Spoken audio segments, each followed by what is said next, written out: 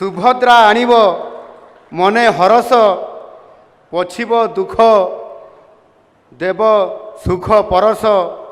ସୁଭଦ୍ରା ଆମର ଅଟେ ବିଶ୍ୱାସ, ପ୍ରତି ମହିଳାଙ୍କ ଓଠରେ ହସ। ମା ମାନଙ୍କର, ସୁଭଦ୍ରା ଭଉଣୀମାନଙ୍କର ମୁହଁରେ ଓଠରେ ହସ ମୁଁ ଦେଖିପାରୁଛି।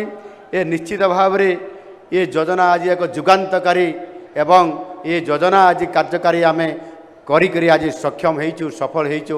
ମୁଁ ସେଥିପାଇଁ ମହାପ୍ରଭୁ ଜଗନ୍ନାଥଙ୍କୁ, ମା ତାରିଣୀଙ୍କୁ, ପ୍ରଭୁ ବଳଦେବ ଜୀଉଙ୍କ ନିକଟରେ ମୋର ଭକ୍ତିପୂତ ମୋର ପ୍ରଣାମ ଜଣାଉଛି।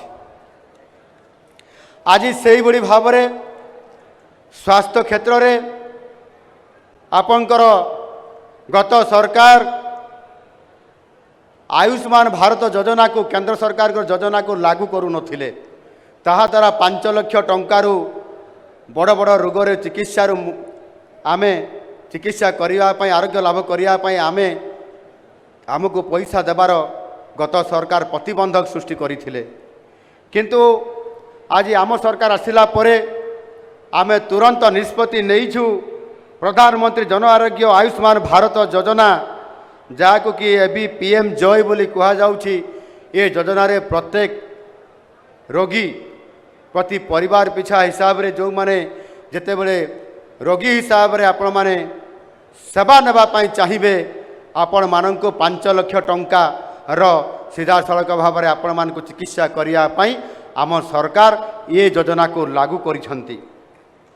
ଏବଂ ତାହା ସହିତ ମଧ୍ୟ ଆମ ରାଜ୍ୟର ଏକ ସ୍ୱତନ୍ତ୍ର ଯୋଜନା ଗୋପବନ୍ଧୁ ଜନ ଆରୋଗ୍ୟ ଯୋଜନା, ଯାହାକୁ କି GJY କୁହାଯାଉଛି, ଅର୍ଥାତ୍ GJAY ଗୋପବନ୍ଧୁ ଜନ ଆରୋଗ୍ୟ ଯୋଜନା।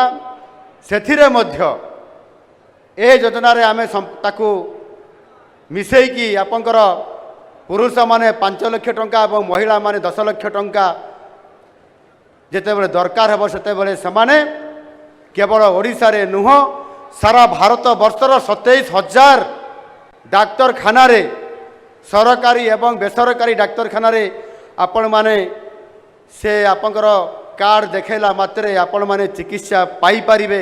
ଏ ସରକାର ଆଜି ଆମର ସମ୍ପୂର୍ଣ୍ଣ ଭାବରେ ଆପଣମାନଙ୍କର ସେବାରେ ଆଜି ଉତ୍ସର୍ଗୀକୃତ ହୋଇ ଏ କାମ ନିରନ୍ତର ଭାବରେ ଆଜି ଆପଣମାନେ କରିପାରିବେ।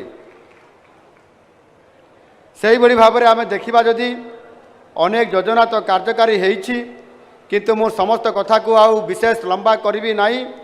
ଏଥିରେ ଗୋଟିଏ କଥା ହେଉଛି ଯେ ଗତ ସରକାର ଆପଣଙ୍କର 5T ରୂପାନ୍ତରଣ, 5T ସ୍କୁଲ, ହାଇସ୍କୁଲର ରୂପାନ୍ତରଣ କରୁଥିଲେ। ଆମେ ଏ କଥାକୁ ସମସ୍ତେ ଜାଣିଛନ୍ତି ଏବଂ କେବଳ ପୁରୁଣା କାନ୍ଥକୁ ରଙ୍ଗ ମାରି, ପୁରୁଣା ଟାଇଲ ଉପରେ ରଙ୍ଗ ମାରିକି ଆପଣଙ୍କର ସମ୍ପୂର୍ଣ୍ଣ ଭାବରେ ରଙ୍ଗ ଟିକେ ଦେଇଦେଲେ ସିଏ ହେଇଗଲା ଆପଣଙ୍କର 5T ସ୍କୁଲ, 5T ରୂପାନ୍ତରଣ। ନା ସେଥିରେ ଭିତ୍ତିଭୂମି ଠିକ୍ ଅଛି, ଠିକ୍ ଥିଲା, ନା ସେଥିରେ ଆପଣଙ୍କର ଶିକ୍ଷକ ଥିଲେ ଏବଂ ଆପଣଙ୍କର ସମ୍ପୂର୍ଣ୍ଣ ଭାବରେ ଯଦି ଆମେ ଦେଖିବା, କେବଳ ଏଥିରେ ଭୋଟ ବ୍ୟାଙ୍କ ରାଜନୀତି କରିବା ଛଡ଼ା ଗତ ସରକାର ଆଉ କୌଣସି ପ୍ରକାରର ବିଦ୍ୟାଳୟର ଉନ୍ନତିକରଣ କରିବା ଏବଂ ସମ୍ପୂର୍ଣ୍ଣ ଭାବରେ ଭିତ୍ତିଭୂମିକୁ ସୁଦୃଢ଼ କରିବା, ଭ୍ୟାକେନ୍ସି ହେଇଥିବା ଶିକ୍ଷକ ପଦବୀକୁ ପୂରଣ କରିବା, ଏ କଥାକୁ ଆଦ୍ୟ ଧ୍ୟାନ ଦେଇନଥିଲେ। ଆଉ ସେଥିପାଇଁ ଆପଣଙ୍କର ଯେତେବେଳେ ଗୋଟିଏ 5T ରୂପାନ୍ତରଣ ସ୍କୁଲରେ ଯେତେବେଳେ ଆପଣଙ୍କର ପ୍ରାଥମିକ ସ୍ତରରୁ ହାଇସ୍କୁଲକୁ ଯେଉଁ ପିଲାମାନେ ପାଠ ପଢ଼ିବା ପାଇଁ ଆସୁଥିଲେ, ସେତେବେଳେ ସେ ପିଲାମାନେ ଆପଣଙ୍କର ହରଣ ଗୁଣନ ମିଶାଣ ଫେଡ଼ାଣ ଏବଂ ଠିକ୍ ଭାବରେ ଅଧ୍ୟୟନ କରିବା ତାଙ୍କୁ ଜଣା ମଧ୍ୟ ନଥିଲା। ଏଭଳି ପରିସ୍ଥିତିରେ 5T ସ୍କୁଲର ସାର୍ଥକତା, ସଫଳତାକୁ କେତେ ଆମେ ସମାଚୀନ କରିବା, ତାହା ମୁଁ ଜାଣିପାରୁନଥିଲି।